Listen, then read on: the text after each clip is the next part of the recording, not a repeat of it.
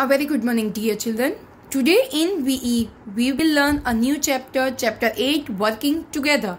You will open page number 42, chapter number 8, working together. What do you mean by working together? When we all work together and we do one of the work is known as working together. Let's listen. When you look at a very tall building, do you wonder who built it? Could it have been the work of one of the person only? No, of course not. Whenever you see any of the tall building, can you wonder that this building is built by one person only? No, it is not possible for one person to build one of the building. Many people with the different skills are needed to build anything, big or small. कुछ भी हमें बनाना हो, छोटा या बड़ा, उसके लिए हमें काफ़ी अलग अलग इंसान की ज़रूरत पड़ती है.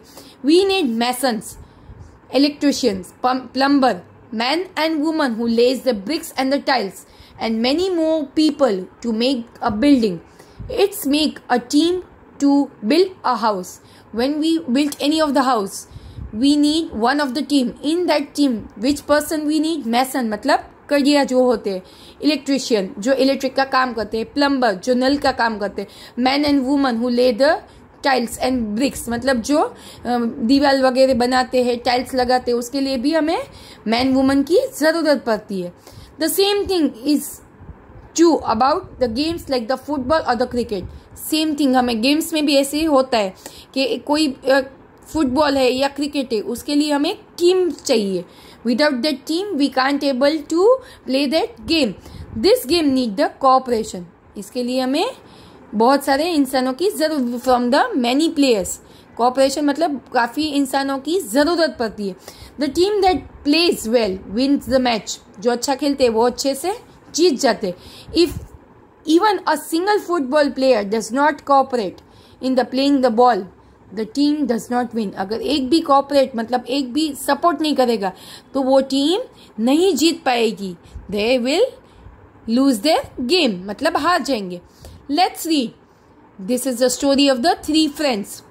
To farmers were talking about the treasure chest hiding in a cave inside the forest. दो फार्मर थे, वो दोनों दोस्त थे, वो दोनों खजाने की बात कर रहे थे. कहाँ खजाना था? एक जंगल था, जंगल में एक गुफा थी, गुफा के अंदर एक खजाना रखा हुआ था. The key to the chest is hidden at the bottom of the C.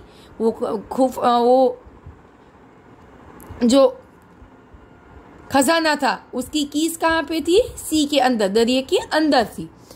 There is a map to cave but it is a hidden in the forest. वो केव तक पहुंचने के लिए एक मैप की ज़रूरत पड़ती थी, पर वो मैप कहाँ था? फॉरेस्ट में छिपाया गया था.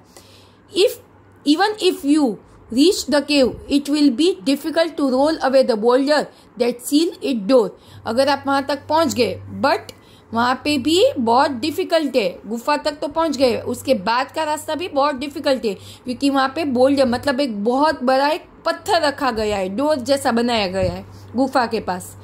हाँ, I can find the treasure and keep it all to myself. उन्होंने क्या सोचा कि ट्रेजर मतलब जो भी खजाना है, सब कुछ है, वो सब हम इकट्ठा करके अपने पास रख लेंगे. तीनों ने अपने अपने तरीके से सोचने लगे. The one was the champion vessel मतलब वो बहुत ही शक्तिशाली था जो फर्स्ट वन थे. The second a Hunter. Second क्या था? हंटर था, शिकारी था. And the third one is a swimmer. जो तीसरा था वो स्विमर था. कौन कौन थे? थ्री फ्रेंड्स थे. जो पहला वाला था वो बहुत ही शक्तिशाली था. जो सेकंड वाला था ये सब कुश्ती वगैरह करता था. जो सेकंड वाला था वो हंटर था, शिकारी था. And the third one is a swimmer. तैरना आता था उसको, वो स्विमर था. They went in a search of a key each in a different direction. तीनों अलग अलग डायरेक्शन में चले गए कीज को ढूंढने के लिए. खजाने के लिए जो चाबी थी उसको ढूंढने के लिए अलग अलग डायरेक्शन में चले गए.